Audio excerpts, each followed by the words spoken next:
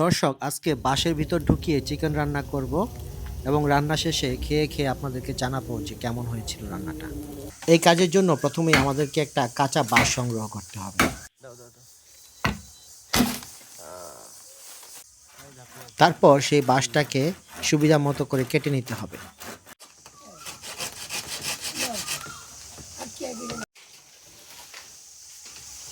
বাঁশটাকে ছোট ছোট টুকরা করে নিতে হবে, এমনভাবে যেন তার এক পাশের অংশ খোলা এবং আরেক পাশের অংশ বন্ধ থাকে, ঠিক এরকম ভিডিওর মতো করে। এইবার আমরা মুরগির মাংসটা প্রস্তুত করব।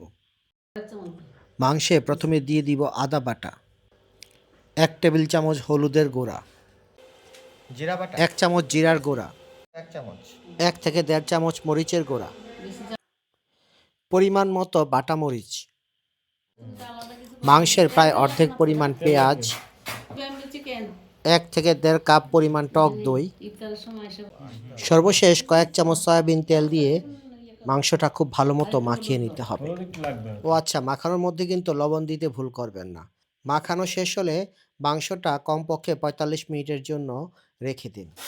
এই সময় বাঁশগুলো এবং কিছু কলাপাতা সংগ্রহ করে সেগুলোকেও পানি দিয়ে ভালো মতো ধুয়ে নিন। এখন আমরা মেরিনেট করা মাংসটা বাঁশের ভিতরে দিয়ে দিব।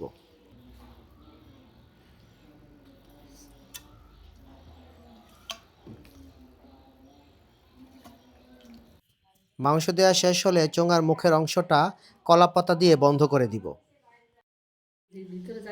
এইভাবে একে একে সবগুলা চোঙা পরিপূর্ণ করে নিব। কুনাফা তো প্রায় হয়ে গেছে। দিকে তাকাও। সবশেষে বাঁশের মুখগুলোকে ফয়েল পেপার দিয়ে মুড়িয়ে নিব। এখন আমরা বাঁশগুলাকে আগুনের মধ্যে দিব।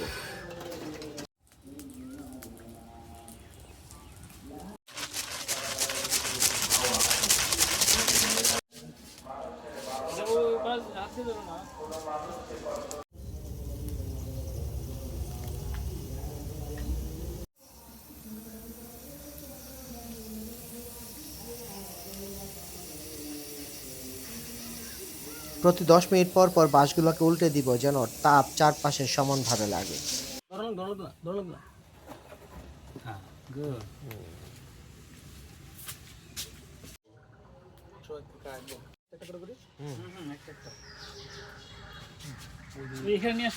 রান্না শেষ, এখন আমরা বাঁশের ভিতর থেকে চিকেনটা সংগ্রহ করে নিব।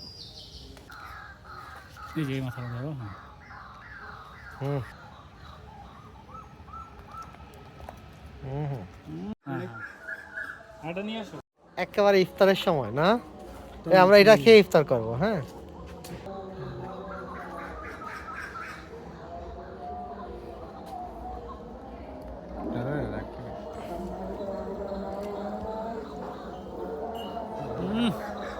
এই চিকেনটা আপনারা ভাত, নান, রুটি, পরোটা যে কোনো কিছু দিয়ে খেতে পারেন। কেমন হলো আমি এখনই বলছি না, আমি চাই আপনারা সবাই নিজেরা ট্রাই করুন এবং নিজেরাই চেখে দেখুন যে খেতে কেমন লাগছে।